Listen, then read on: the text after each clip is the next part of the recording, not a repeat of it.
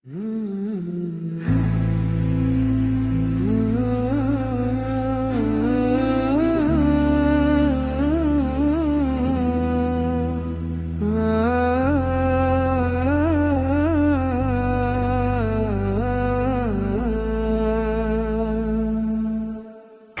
hati mulai gelisah, dunia datang penuh resah. Ku sebut namamu ya Allah, tenang jiwa indah berserah. Langit malam jadi saksi, air mata di sepertiga pagi. Dalam doa ku pahami, cintamu tak pernah pergi. Zikir dan syalawat, penyejuk hati yang penat,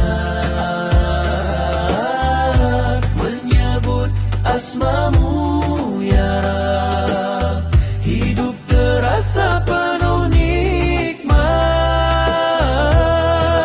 Syalawat untuk Nabi, cahaya dalam hidup ini.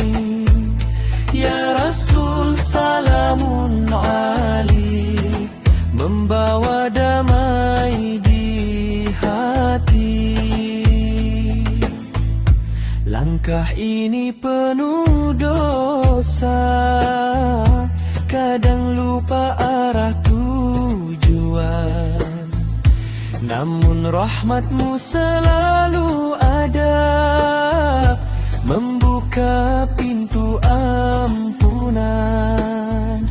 Ku berharap di akhir nanti, bersama orang yang engkau cintai, dengan iman di dalam hati, menuju surga yang abadi. Zikir dan syalawat, penyejuk hati yang penat, menyebut asmamu ya Rab, hidup terasa penuh nikmat. Syalawat untuk Nabi, cahaya dalam hidup ini. Ya Rasul salamun alaik, membawa damai di hati.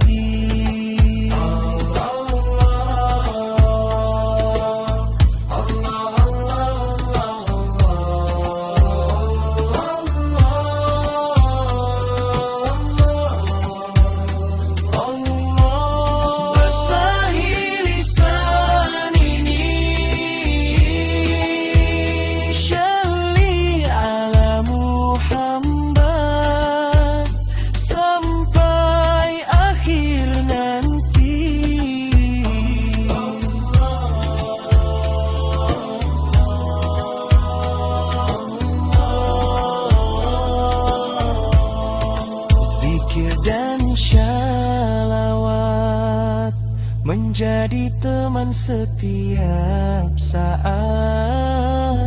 Semoga hidup penuh berkah hingga pulang menghadap Allah lagi.